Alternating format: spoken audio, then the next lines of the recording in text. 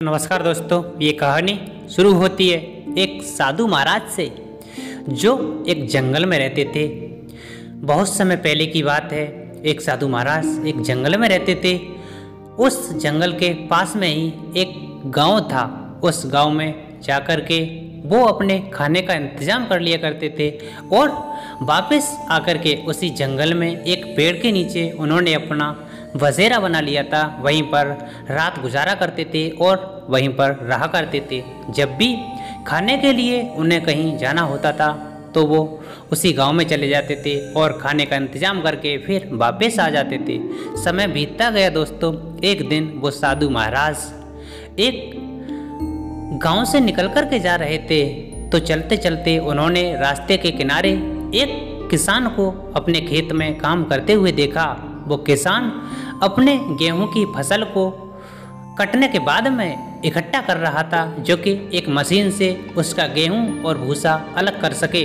दोस्तों, उन साधु महाराज ने देखा कि ये किसान बहुत ही ज़्यादा मेहनत कर रहा है और ये किसान अपने जीवन में आगे खाने का इंतजाम कर रहा है। दोस्तों, जाकर के उन्होंने पूछा कि बेटे, तुम इस खेत से कितना अनाज प्राप्त कर लेते हो? उन साधु महाराज ने पूछा किसान से कि किसान बेटा, तुम्हारे खेत में कितना अनाज हो जाता है? तो उस किसान ने कहा कि साधु महाराज, आप तो भगवान की तरह हैं, आप ही बता दीजिए कि मेरे खेत में लगभग कितना अनाज हो जाएगा। दोस्तों, कहते हैं ना कि संत की वाणी कभी भी झूठी नहीं होती। हर संत पहले तो एक जैसा नहीं होता और जो संत एक सच्चे होते हैं, एक ब्रह्मचारी संत होते हैं, उनकी वाणी कभी भी झूठी नहीं होती। वो जो कहते हैं वो हमेशा होकर ही रहता है। तो उन साधु महाराज ने कहा कि किसान बेटा, तुम्हारे खेत में लगभग 10 बोरी अनाज हो जाएगा। उन्होंने कहा कि किसान बेटा, तुम्हारे खेत में 10 बोरी अनाज हो जाएगा। दोस्तों, किसान ने जैसे ही इतना सुना, उसके मन में पता नहीं किस तरह के विचार आने लगे। इधर साधु महाराज तो कहने के बाद में चले जाते हैं और उस किसान ने देखा कि साधु महाराज कह के गए हैं कि मेरे खेत में सिर्फ 10 बोरी अनाज ही होगा। दोस्तों, जब शाम का वक्त हुआ, उसने आसपास के सभी खेतों से बहुत सारे गेहूं की फसल दूसरे खेतों से चुरा करके अपने खेत में रख ली थी। जब अगला दिन हुआ, उसने सोचा कि आज मैं अपने गेहूं की फसल को अनाज उससे अलग कराऊंगा और भूसा अलग कराऊंगा। साधु महाराज ने कहा है कि मेरे खेत में सिर्फ 10 बोरी होंगी। मैं उन्हें बता दूंगा कि मेरे खेत में 10 नहीं बल्कि 100 बोरी से भी ज़्यादा अनाज होगा। दोस्तों, उसने दूसरे खेतों से चुरा करके अपने खेत में वो फसल रख ली थी गेहूं की। तो उसे अपने ऊपर विश्वास था कि मेरे खेत में 10 बोरी की जगह 100 बोरी अनाज होगा।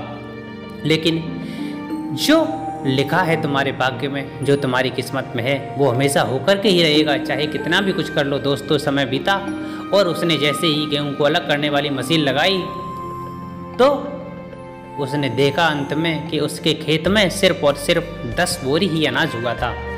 दोस्तों, जैसे ही उसने इतना देखा कि उसने तो रात भर मेहनत की थी, लोगों के खेतों से इतनी सारी गेहूं की फसल चुराई थी और अपने खेत में इकट्ठी की थी, लेकिन जब अंत में उसने अनाज निकलवाया तो सिर्फ और सिर्फ 10 बोरी ही अनाज निकला। वो ज़मीन पर बैठ गया, सर में हाथ मार करके कहने लगा, ऐसा कैसे हो सकता है?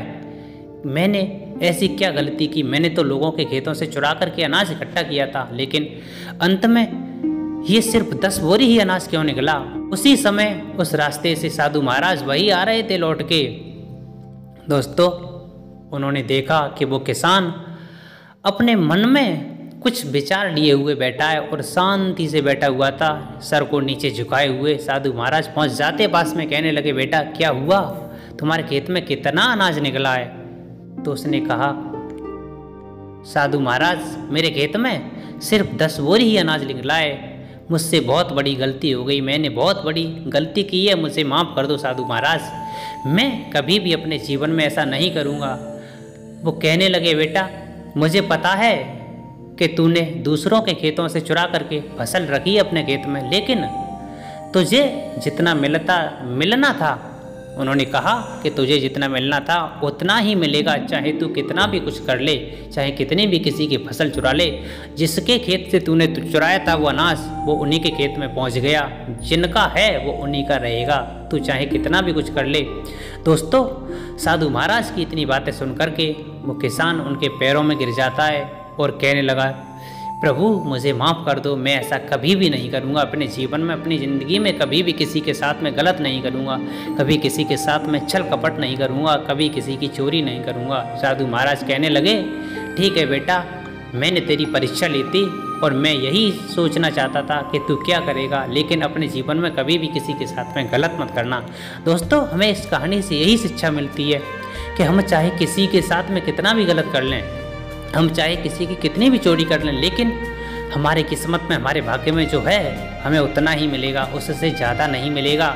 चाहे आप कितना भी कुछ कर लो, आप चोरी करने के बाद में लोगों की नज़रों में गिर सकते हो, आपके साथ में बहुत गलत हो सकता है, आपका जीवन बहुत ही ज़्यादा गलत हो सकता है। आपको कभी भी किसी के साथ छल कपट नहीं करना है, कभी किसी के खेतों से, कभी किसी के घर से कुछ ऐसे नहीं चुराना है। आपकी किस्मत में है, आपके भाग्य में जो है उतना मिलकर के रहेगा, जो आपका था वही आपका होगा। मैं ऐसा करता हूँ दोस्तों, ये वीडियो आपकी समझ में आई होगी और आपने इस वीडियो से बहुत कुछ सीखा होगा कि हमें कभी भी किसी के साथ में गलत नहीं करना चाहिए, कभी भी किसी के खेत से कुछ नहीं चुराना चाहिए, और हमें अपने मन में ये विचार रखना चाहिए कि हम अगर गलत कर रहे हैं तो वो ऊपर वाला अवश्य देख रहा है। भगवान के घर देर है, अंधेर नहीं है। दोस्तों, वो जैसा करेगा वैसा ही होगा हमारे साथ में। कभी भी हमें किसी की चोरी डकैती नहीं करनी है। दोस्तों, अगर आप भगवान पर विश्वास रखते हैं और आप चाहते हैं कि भगवान आपको देख रहा है, तो कमेंट बॉक्स में अवश्य बताइए कि आप भगवान पर विश्वास रखते हैं और भगवान के प्रति अपने लक्ष्य को किस तरह से देख रहे हैं। दोस्तों, हमें कमेंट करके अवश्य बताना और वीडियो को ज़्यादा से ज़्यादा लोगों में शेयर करना, हमारे चैनल को सब्सक्राइब करना। तब तक के लिए चलते हैं, धन्यवाद, जय हिंद। देखते रहिए द क्रेजी लाइफ।